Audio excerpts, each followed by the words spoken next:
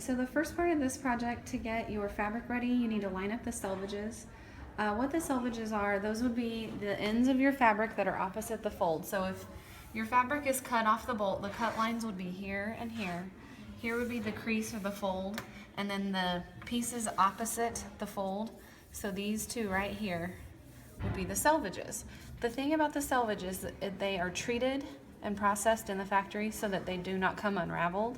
Whereas the ends that I've cut, I can get a hold of threads and pull on them, so these do unravel. So your selvages, you have to line them up perfectly. Sometimes when you get them off of the bolt, they will already be perfectly lined up. And when that happens, that's great, but if not, you will just line them up. So I'm lining up these two ends, the selvage ends, perfectly. And then I'm just gonna take my hand and smooth out the fabric in this direction. Okay, and then what I will do next is I will take it to the iron to press it out. Okay, so you want to make sure that the selvage end right here is perfectly lined up, that you smooth it out. You press it so you form a new crease down here, and we're not worrying about the sides, the cut ends. You'll notice maybe that this is not perfectly even with the back, and it's not perfectly even over here. That's okay. We want to make sure that it's perfectly even across the selvage end only right now. So basically all I'm doing is I've got the selvage ends lined up. I'm just going to press my fabric. I want that crease to stay in opposite the selvages.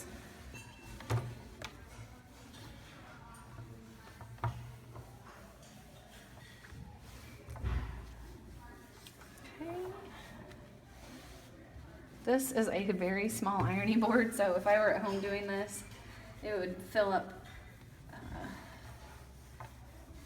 a little less of the board. Right now we're on a little miniature travel board.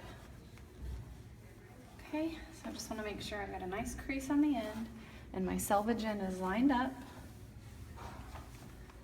Smooth it out as much as possible. Okay. And that's it. So we've pressed it, and now we'll talk about why we did this and what we need to do next. Okay, so a couple of reasons why we have lined up our selvages. The first is anytime you are cutting out a pattern, you want to make your selvages lined up, because that is how the grain of the fabric is woven, and so that when you are cutting out your pattern pieces, they're not off grain. You may have had a pair of pants before that has the seam that just keeps running across the front of your leg, and no matter how many times you twist it and try to pull it back to the side, the seam just works its way back to the front. That's because the pattern was probably cut off grain. So it's nothing that you can do, it's just the fabric just wants to shift and tilt and turn that way.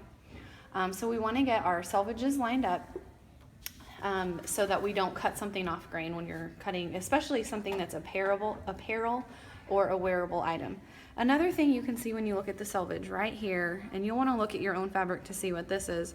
On the selvage end, sometimes you'll see these little circles with numbers in it. Mine has been cut off, but what I have is a 3 and a 4, and each circle has a color in it. That's just your color template for your fabric. So this one only had 4 colors, but some of your fabrics will have lots more, and it's basically just a guide to show you what all colors listed out here would be used within the entire piece of fabric. That helps with quilting when you're coordinating fabrics and trying to pick out the best maybe thread to use or other fabrics to go together. Okay. So down at the end of the table there is a cardboard box that has all the different pattern pieces for this project. If you were at home doing this, you would go buy a pattern from Walmart or some other store, Joann's or some other fabric store. And you would have to cut out the tissue paper patterns. For time's sake and for cost effectiveness for school, we have traced those pattern pieces onto cardboard so we can reuse them. So in the cardboard box has all of the letters. It also has some shapes. We've got a heart, a flower, and a star. The project is actually focusing on sewing around a curved seam. So just something to keep in mind when you are choosing your pattern piece. A heart, for instance, only has one inner curve, which would be right up here at the top, and then it's got some outer curves right here around the top, but that's really it. So it really doesn't go too in depth with the curved sewing, but if you pick the flower shape, it is curved on every single side, has lots of inner curves, lots of outer curves, which is not too big of a deal, except you're going to be doing a new step, something we've never done before, called clipping and notching, and so you'll have to do that for every single inner and outer curve if you chose a flower or an E, for instance. So just be selective when you're choosing your pattern pieces. The other thing to consider is the letters. Letters like the B, let's see here, if you look in here, like the B just kind of curves around, but then also when you make it, you're gonna have to do some extra hand sewing right here in the middle to make an indentation for the center of the B here and here. Sometimes students will use buttons to do that, or other times just hand sewing. But it would be an extra step for you. Not that you can't do it, I just want to make you aware ahead of time that that is something that you would have to do if you chose a B or an A or an O or a D or a P, any of those letters that would have a circular shape in the middle there. All right, up to this point, what we have done is we have selected our fabric. We've lined up the selvage ends so that they're nice and straight on the selvage side. We have smoothed out our fabric and pressed it. We have selected our pattern piece. And now what we need to do is we need to lay out the pattern, trace it, and get ready to cut it out. So what we have to look at first is this grain line arrow.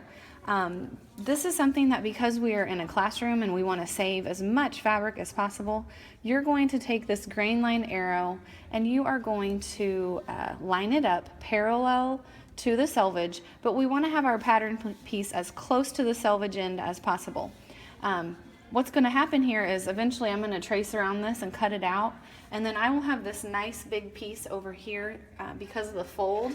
That's going to be one big piece that's a scrap, as opposed to if I tried to lay my pattern out over here, I'm going to have two smaller scraps. So I want to avoid doing that, keep it as close to the selvage end as possible, and then I'm going to take my measuring tape. You could use a seam gauge too if your grain line arrow is close enough to the end, but I'm just going to take the tape measure, line it up with the grain line arrow. So this grain line arrow needs to be parallel with my selvages.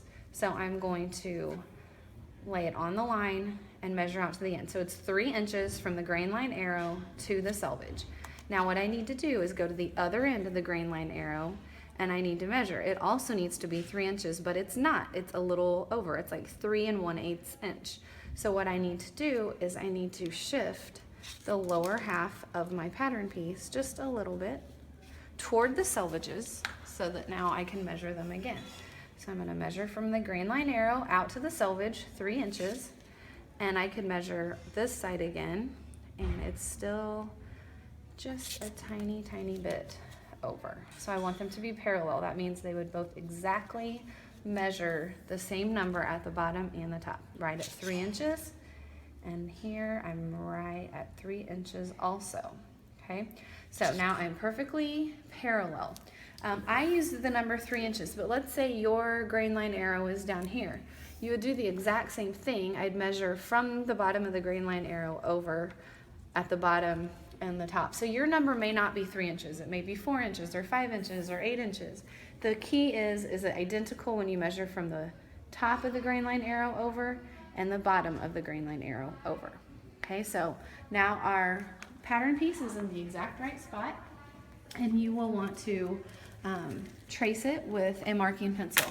It might be handy to have a partner in this case hold your pattern piece in place for you so it's nice and secure, but then you will either need a marking pencil or a marker just to trace around your pattern.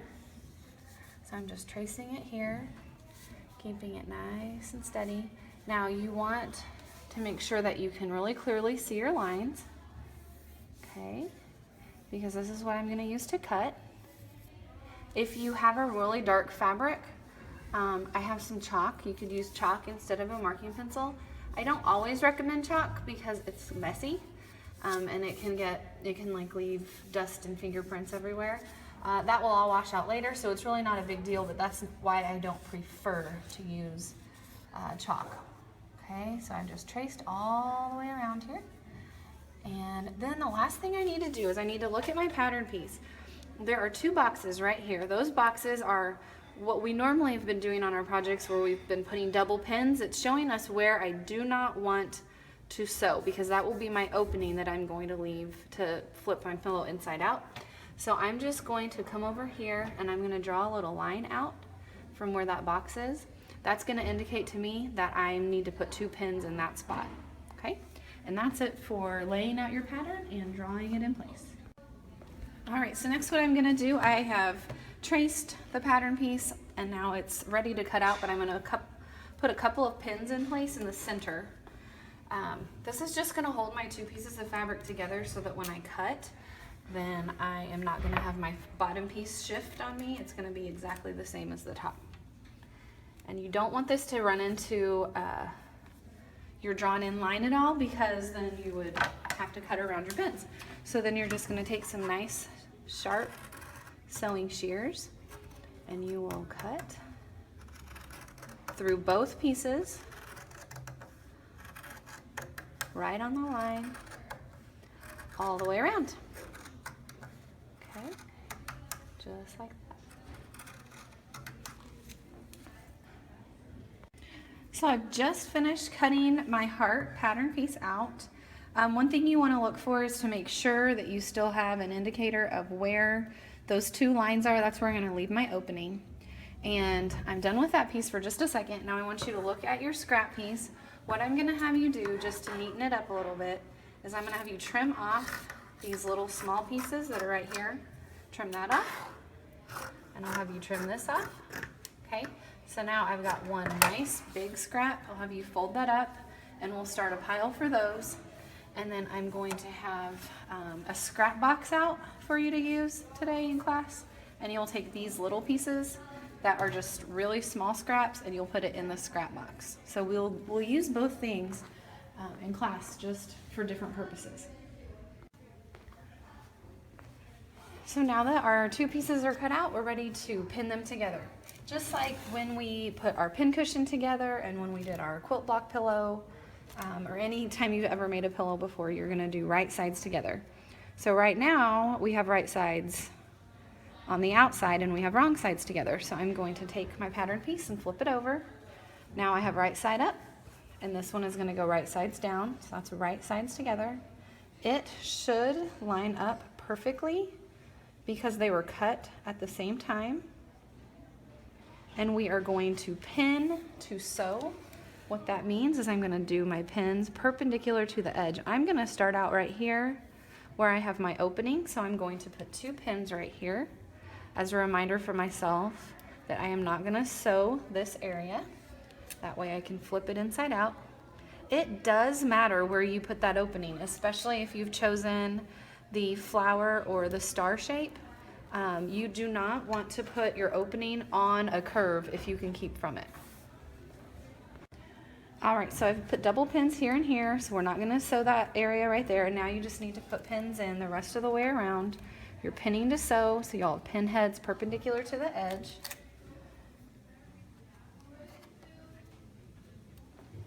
And this is just securing the 2 pieces together.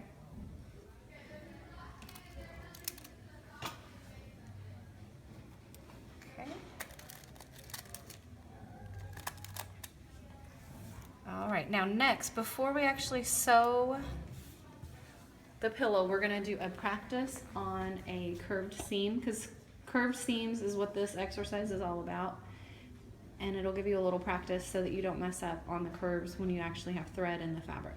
It would just keep you from having to rip out, hopefully.